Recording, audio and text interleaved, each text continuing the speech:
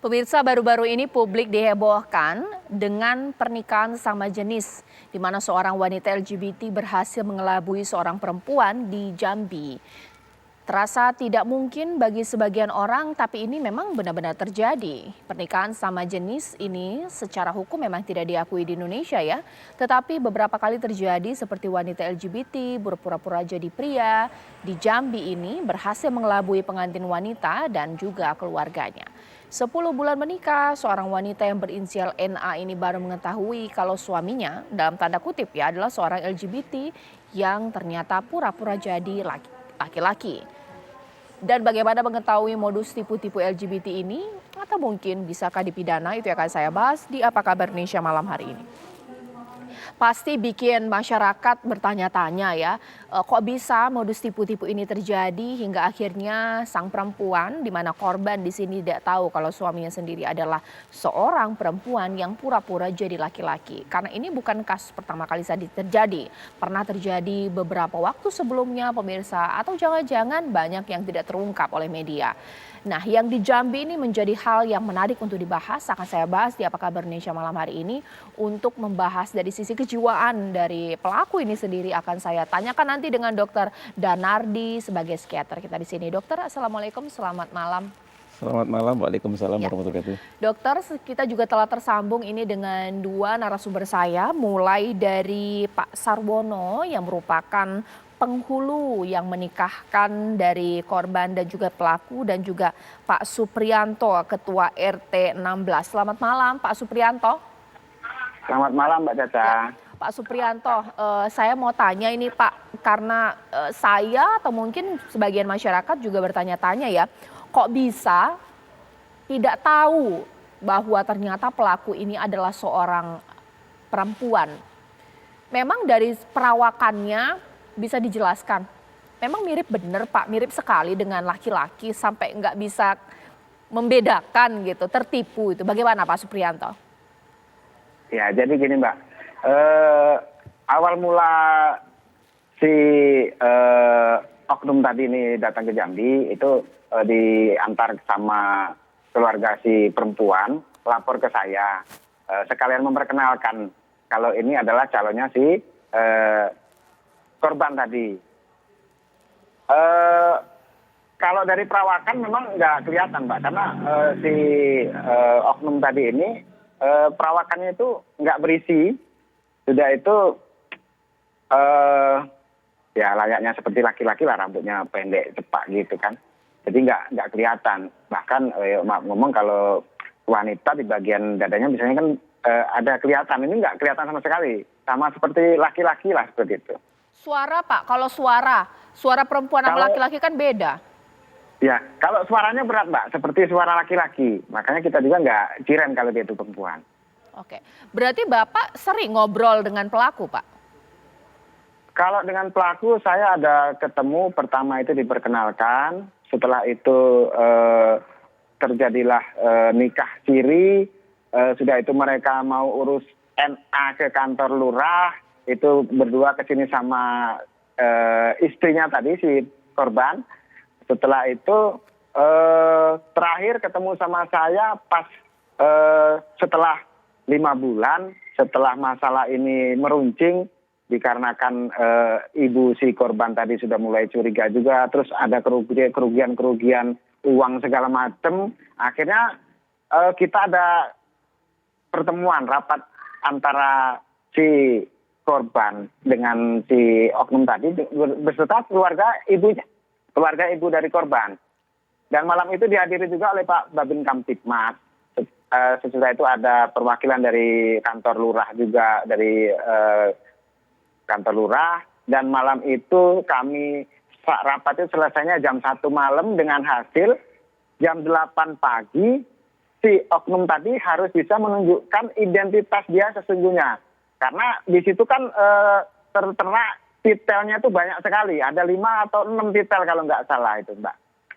Okay. Sampai akhirnya jam 8 pagi juga dia nggak bisa menunjukkan identitas, dan akhirnya ternyata si oknum tadi dengan si tersangka ini kabur ke Lahat. Nah itulah terakhir saya ketemu dan mendengarkan suaranya si oknum tadi, Mbak. Oke, berarti pada saat pertemuan antar pihak tadi, pelaku di sini sempat mengaku atau mengaku tidak kalau dia adalah perempuan? Tidak? Tidak, Mbak.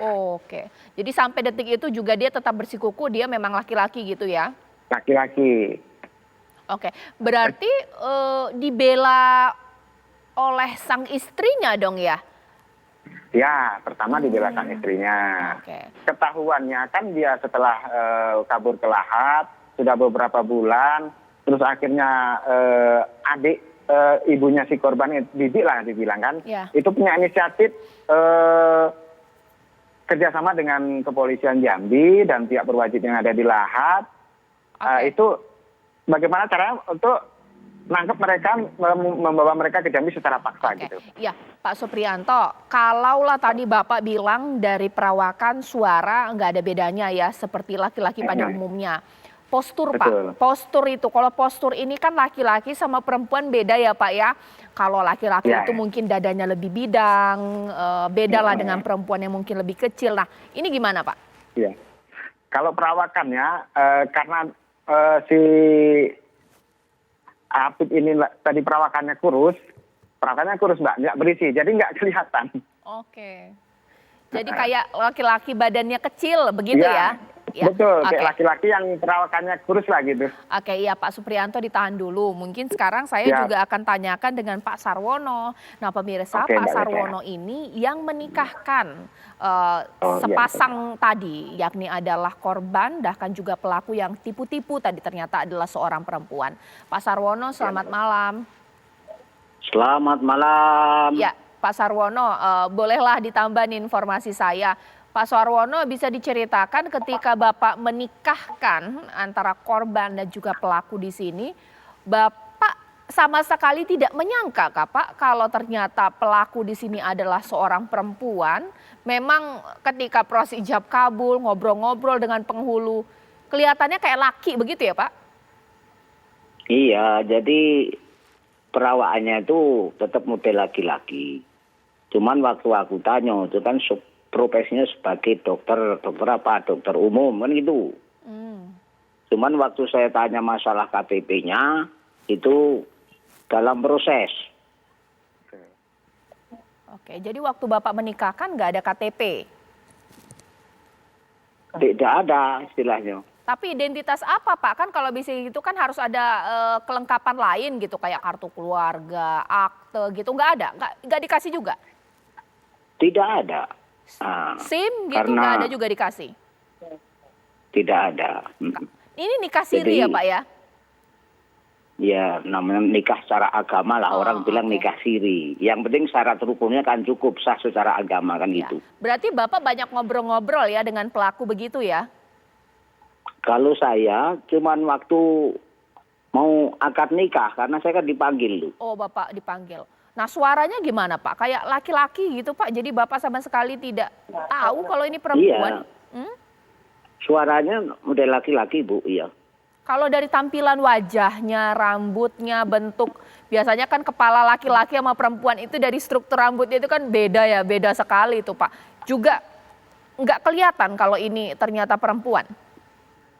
Tidak ada kelihatan sama sekali Bu. Cuman hanya saja waktu ijab kabul akad nikah jabat tangan itu akan perasaan itu menunjukkan ada sesuatu hal sebab tidak sama dengan biasanya. Kalau tangan laki-laki biasanya kan agak kasar-kasar dikit. Itu kok halus nian. Nah itu. Oke, berarti waktu Bapak genggam tangannya lembut begitu ya? Iya lembut. Cuman suaranya model laki-laki. Oke. Nah, kecurigaan Bapak itu terungkap gitu nggak sih Pak ke keluarga setelah ijab kabul? Saya ngomong sama istri saya, Bu, tadi aku nikahkan di kebun bohok itu, lah kok tangannya halus nian. Nah, cuman persoalan ini belum terungkap, tapi hanya dalam perasaan saya sendiri selama ini kalau laki-laki biasanya agak kasar-kasar dikit, jadi kok halus nian. Cuman saya beranggapan yalah namanya dokter ya halus, tidak pernah pegang cangkul ataupun yang lain kan Nggak pegang gitu. arit gitu ya, Ah, bukan iya. pekerja kasar. Ya, oke Pak, kalau gitu bolehlah diceritakan ketika Bapak juga bertemu dengan sang istri di sini ya Pak ya. Gimana sih hubungan antara mereka berdua gitu? Karena kita sempat berpikir masyarakat bahwa jangan-jangan korban di sini ditipu ya, sang suami yang ternyata adalah seorang perempuan. Kelihatan memang sangat dekat kah, saling mencintai kah atau bagaimana Pak?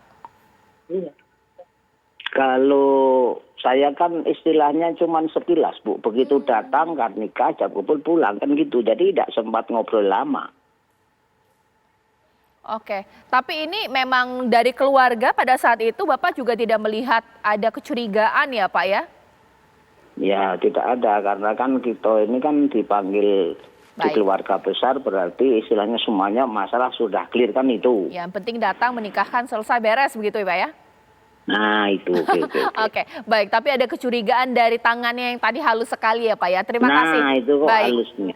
Makasih Pak Sarwono. Ya mungkin nanti akan saya Oke, tanya-tanya oke. lagi dengan Pak Supriyanto yang mungkin sehari-hari lebih banyak bertemu ya dengan pelaku di sini, bahkan juga ke Dokter Danardi di sini. Sebenarnya apa bisa kita katakan dari kasus ini? Apakah ini menandakan bahwa sang korban telah tertipu daya, ataukah mungkin jangan-jangan bahwa ada hubungan yang tidak biasa di sini Pak, di mana seorang perempuan ternyata ingin menjadi seorang laki-laki sampai bagaimanapun caranya aku ingin menikah dengan sesama jenisku, tipu-tipu pun bisa dilakukan. Sesaat lagi di Apa Kabar Indonesia Malam.